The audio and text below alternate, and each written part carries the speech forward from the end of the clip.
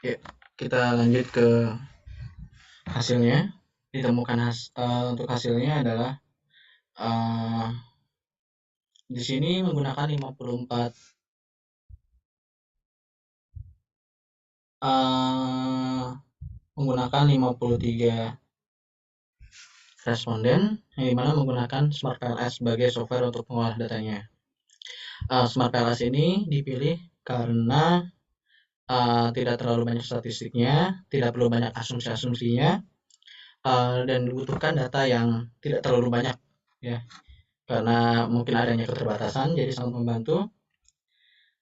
Dan juga ada fitur bootstrapping yang bisa melakukan penggandaan secara acak gitu, dan juga tidak diperlukannya uji normalitas di sini.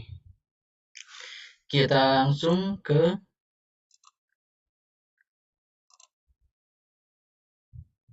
sebelumnya kita profil dari profil responden ini. Jenis kelamin laki-laki sebanyak 24 orang dan perempuan sebanyak 29 orang ya.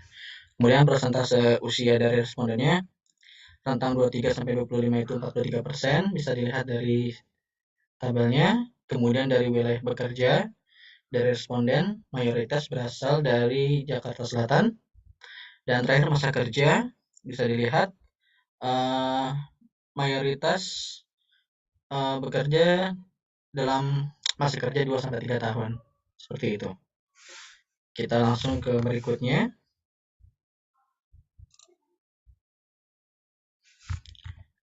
Ada dua uji, yaitu di Smart PLS ada uji inner model dan outer model. Inner model ini bertujuan sebagai uji validitas dan reliabilitas dari variabel. Kemudian outer model untuk menguji hipotesisnya. Inner model ini terdiri dari 5 uji, yaitu covariance validity, diskriminan, AV, composite reliability, dan Cronbach alpha. Ya. Untuk covariance validity-nya,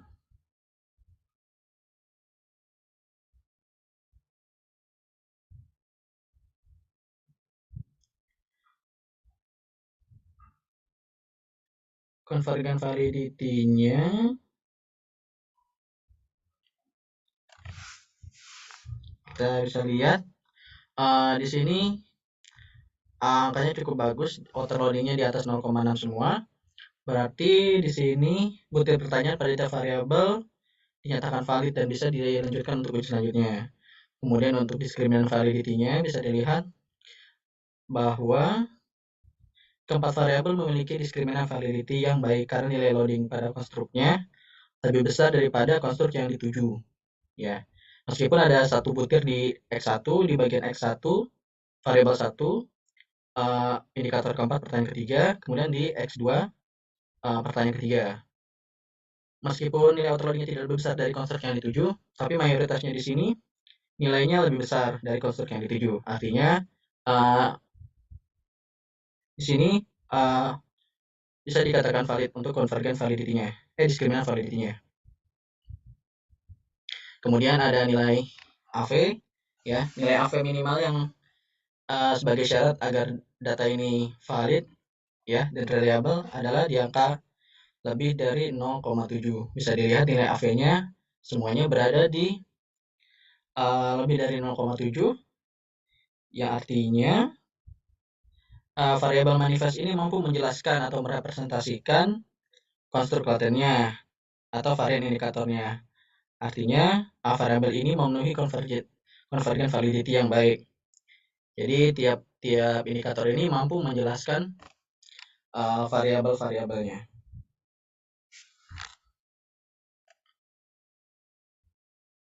Keempat ada composite reliability-nya, yang uji yang digunakan untuk mengukur nilai sesungguhnya suatu konstruk. Nilai minimal composite reliability adalah sama 0,7. Bisa dilihat dari semua variabel ini nilainya lebih dari 0,7. Artinya keempat variabel ini mampu mengukur konstruk dan dinyatakan reliable.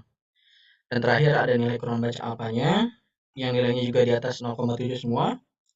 Yang artinya keempat variabel 4 ini dinyatakan reliable dan bisa dilanjutkan untuk menguji inner model.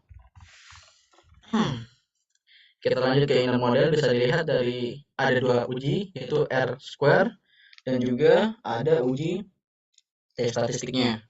Untuk nilai R square-nya itu 0,819 dan adjust-nya 0,808.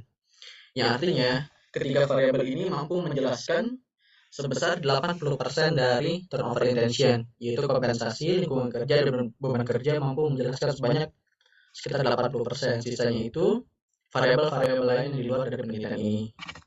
Yang kedua ada uji T, yang dimana bisa dilihat yaitu dari tabel T statistik dan p-value-nya. Dilihat untuk kompensasi dan lingkungan kerja dan beban kerja, original sampelnya positif, artinya hipotesis yang muncul adalah positif. Kemudian T statistiknya bisa dilihat untuk kompensasi dan lingkungan kerja nilainya lebih sedikit kecil dari 1,67, yang dimana syarat untuk one tail yang memenuhi hanya beban kerja dan p-value-nya juga yang memenuhi hanya di bagian beban kerja. Artinya di sini kompensasi dan lingkungan kerja tidak berpengaruh terhadap turnover intention, akan tetapi beban kerja di sini berpengaruh positif terhadap turnover intention.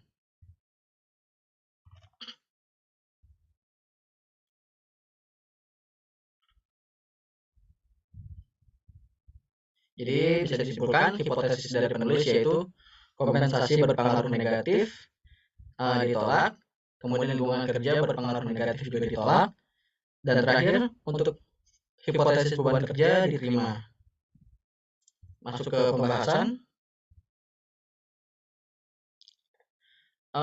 Pembahasan untuk variabel kompensasi ya. Kompensasi ini tentu sangat berpengaruh terhadap keputusan untuk memilih karir sebagai auditor. Tapi dalam penelitiannya ternyata kompensasi ini tidak mempengaruhi auditor untuk melakukan turnover. Ini karena gaji-gaji auditor yang dimana sudah bisa dilihat sudah memenuhi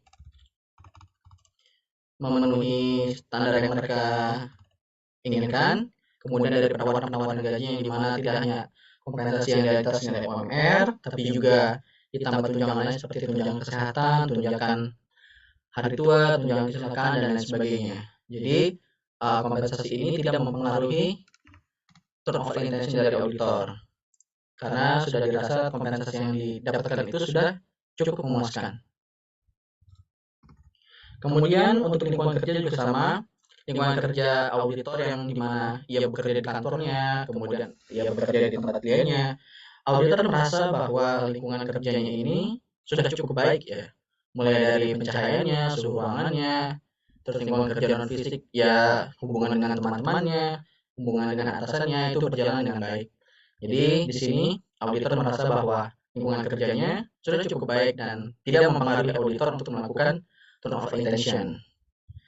Dan untuk yang terakhir, pengaruh beban kerja terhadap turnover intention ini adalah ternyata dari hasil pengujian bahwa beban kerjalah yang menjadi faktor terbesar auditor melakukan turnover. Ya.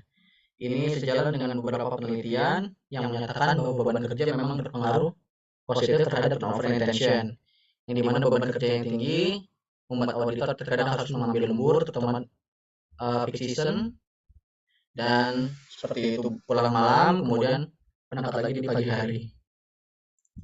Sebagai penutup, kesimpulannya adalah dari penelitian ini kompensasi tidak berpengaruh terhadap turnover intention, lingkungan kerja juga tidak berpengaruh terhadap turnover intention, dan beban kerja juga tidak beban kerja menjadi variabel yang mempengaruhi turnover intention dari auditor, karena beberapa faktor seperti lembur, beban kerja, dan indikator-indikator yang terdapat dalam penelitian ini. Kemudian untuk implikasinya untuk kantor akuntan publik, ya di sini bisa menjadi bahan pertimbangan faktor apa saja yang membuat auditor itu melakukan turnover intention. Dari penelitian ini ternyata beban kerjalah yang menjadi faktor yang mempengaruhinya. Untuk mahasiswa bisa menjadi pertimbangan dari penelitian ini bahwa ada beberapa faktor-faktor yang mempengaruhi, ada faktor yang mempengaruhi seorang auditor itu melakukan turnover. Jadi sebagai pegangan untuk mahasiswa, bagaimana nanti kondisinya ketika menjadi seorang auditor, faktor apa yang membuat auditor itu bertahan atau melakukan turnover intention. Kemudian bagi kalangan akademisi, diharapkan penelitian ini bisa menjadi kekayaan ilmu pengetahuan, bisa menjadi referensi bagi penelitian selanjutnya, dan juga bisa melengkapi penelitian terdahulu, sehingga bisa memberikan kebermanfaatan penelitian. Untuk keterbatasan penelitiannya, masih sangat terbatas penelitian terkait turnover intention yang meneliti tentang auditor. Kebanyakan penelitiannya dilakukan terhadap perusahaan-perusahaan non-kantor akuntan publik. Kemudian hanya fokus pada variabel yang diteliti. Ketiga, menggunakan kuesioner sebagai instrumennya, yang dimana kuesioner ini dipengaruhi dari subjektivitas masing-masing responden, sehingga hasilnya pun akan muncul perbedaan-perbedaan pendapat. Jadi sifatnya ada jawaban yang nanti akan mengambang. Keempat, kondisi mahasiswa yang juga sebagai pekerja juga, jadi fokusnya terbagi, jadi memakan waktu lebih, sehingga harus bisa membagi waktu. Dan terakhir, keterbatasannya adalah sulitnya meminta data secara langsung. Beberapa KAP diminta datanya, tetapi responnya lama sekali, bahkan sampai sekarang belum ada respon yang diberikan seperti itu. Jadi untuk memperoleh data hanya mengandalkan dari jalur pribadi WhatsApp seperti itu, dari kenalan-kenalan yang ada. Untuk rekomendasi selanjutnya kepada peneliti selanjutnya, untuk melanjutkan penelitian ini, menambah validitas hasil penelitian yang telah dilakukan, menambahkan pertanyaan baru berdasarkan faktor-faktor pembentuk dari tiap variabelnya yang bisa dilihat dari jurnal-jurnal penelitian terdahulu. Kedua, menambahkan variabel lain selain variabel yang diteliti ini. Bisa variabelnya diganti atau bahkan menggunakan moderasi. Yang ketiga, menggunakan teknik wawancara, atau mungkin bisa gabungan kuesioner dan wawancara sehingga mendapatkan hasil yang lebih akurat. Dan terakhir, memperoleh responden yang cakupannya lebih banyak lagi, terutama dari data yang didapatkan peneliti, yaitu Jakarta Utara dan Jakarta Barat. Ini masih belum didapatkan karena kasus tadi, dan juga Jakarta Timur yang masih sangat sedikit. Itu saja yang bisa saya sampaikan. Terima kasih. Assalamualaikum warahmatullahi wabarakatuh.